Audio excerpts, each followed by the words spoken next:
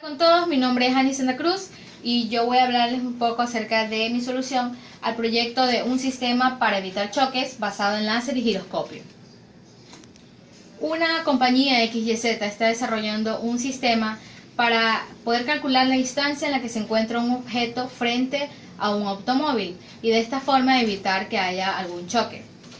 El problema es que las calles por lo general tienen baches y desniveles, por lo que la distancia no siempre es la correcta.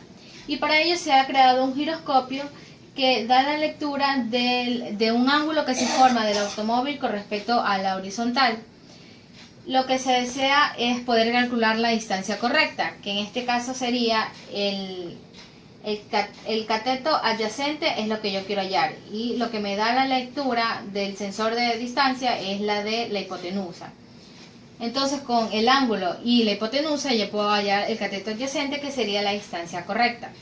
Ahora, el problema también es que el giroscopio me da datos en tiempos menores a los del sensor de distancia. Es decir, el sensor de distancia se ejecuta en 2 veces más rápido que el giroscopio. La solución tiene el siguiente esquema. Un proceso padre, que es el que va a estar manejando las señales en caso de que alguno de mis sensores falle. Un sensor que va a ser el hijo, que va a estar detectando la lectura de la distancia. El segundo sensor va a detectar la lectura del giroscopio, la del ángulo. Y mi otro hijo va a procesar estos datos, va a obtener los datos y va a realizar el cálculo correspondiente. ¿Cómo funciona? En la memoria nosotros tenemos un programita que es SensorSo, que es el que va a estar calculando los datos. Este programa va a enviar a los espacios de memoria compartida la distancia y el ángulo. El proceso hijo, que es el del sensor de distancia, va a tomar de dicho espacio de memoria la distancia, y lo mismo con respecto al segundo hijo, va a tomar el ángulo del giroscopio. Luego, mis dos sensores hijos van a ver si el valor que recibieron es un string o si es un número. Luego lo van a transformar en double y lo van a enviar a otro espacio de memoria compartida, en el cual mi hijo número 3 va a tomar estos valores y va a realizar el cálculo correspondiente. Y mientras, el sensor de manejador de señales va a estar detectando que ninguno de mis procesos falle. Bueno, aquí tenemos los dos programas. Este de aquí, que es el que va a calcular los datos, y el de acá, que es nuestro sistema que está ejecutando los sensores en paralelo. Nuestro sistema recibe 3 parámetros: el tamaño del buffer, el número de sensores, que por ahora solamente son 2, y el número de intentos de lectura. ¿Qué quiere decir? Que en algún momento este programa dejará de estar calculando los datos. Entonces, este numerito me va a ayudar a determinar cuándo mostrar por pantalla que ya no está leyendo datos. El número está entre 15 y 20 debido a que al programa sensor le toma varios microsegundos en iniciarse y adicional en calcular los datos. Entonces vamos a ver un poco el funcionamiento del programa.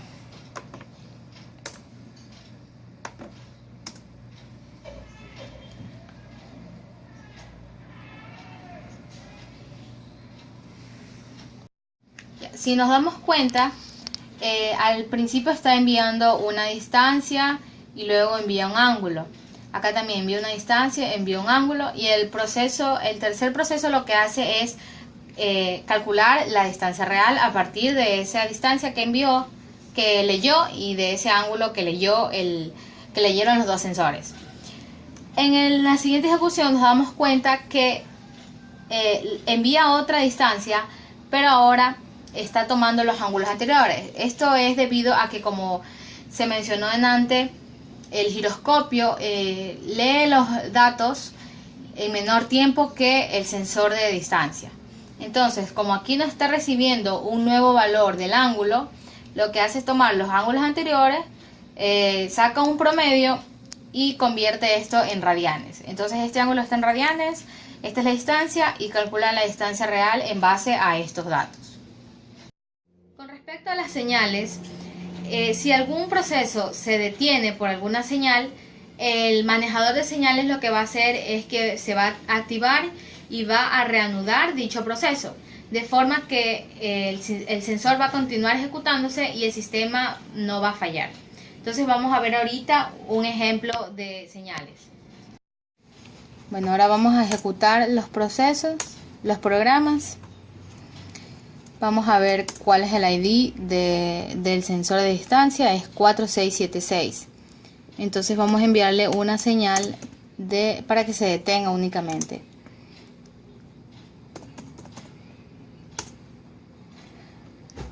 Entonces, si nos damos cuenta, el proceso 4676 se detuvo con la señal 19 y el manejador de señales lo que hizo fue enviar una nueva señal para que el proceso continúe ejecutándose. Entonces aquí nos muestra que está continuando con su ejecución y vuelve a realizar el proceso que estaba haciendo.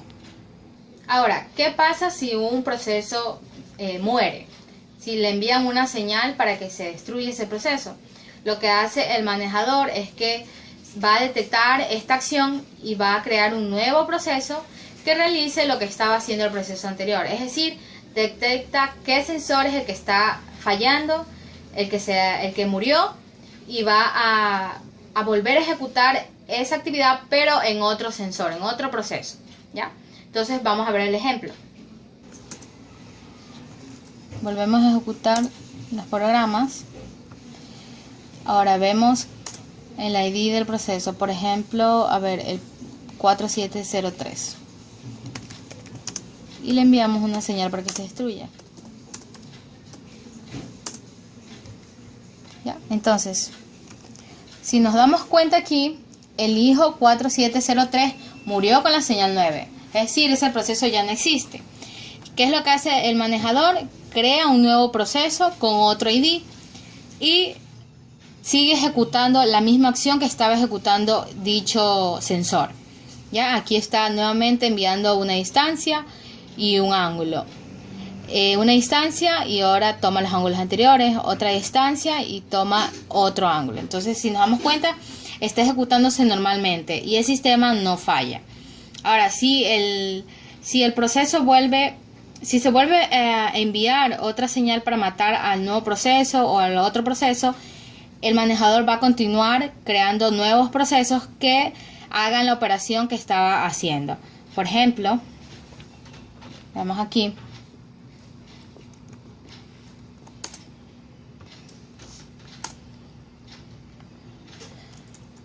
Verificamos cuál es el ID. Le enviamos una señal -2 al sensor 4724 y se crea un nuevo proceso. El nuevo proceso es 4733 y otra vez se crea un nuevo proceso. El nuevo proceso es 4734 y nuevamente crea otro proceso. Ahora enviamos una señal al 4725 24 al 23, que es el sensor de distancia, y nuevamente crea otro proceso.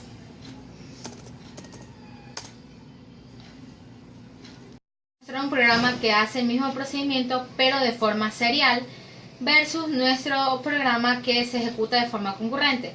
Vamos a comparar un poco el tiempo en nanosegundos de ambos procesos. Lector 2 es nuestro programa serial y sensor es nuestro sistema.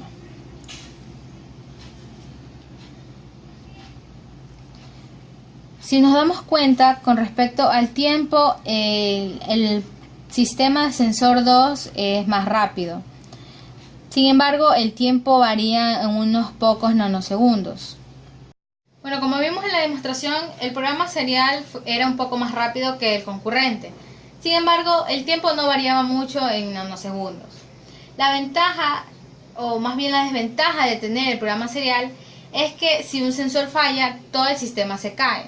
Mientras que en nuestro sistema concurrente, al tener diferentes sensores, el manejador sabrá cuál está teniendo alguna falla y lo reiniciará o ejecutará su proceso en un nuevo sensor.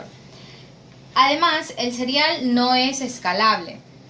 Si, como ya mencioné, si un sensor falla, todo el sensor falla. De la misma forma, si quiero agregar un nuevo sensor, voy a tener que volver a compilar todo el programa, volver a escribir un nuevo código para que adhiera otro sensor. Sin embargo, en el concurrente, como los sensores están separados, puedo agregar fácilmente un nuevo sensor en la programación. Gracias.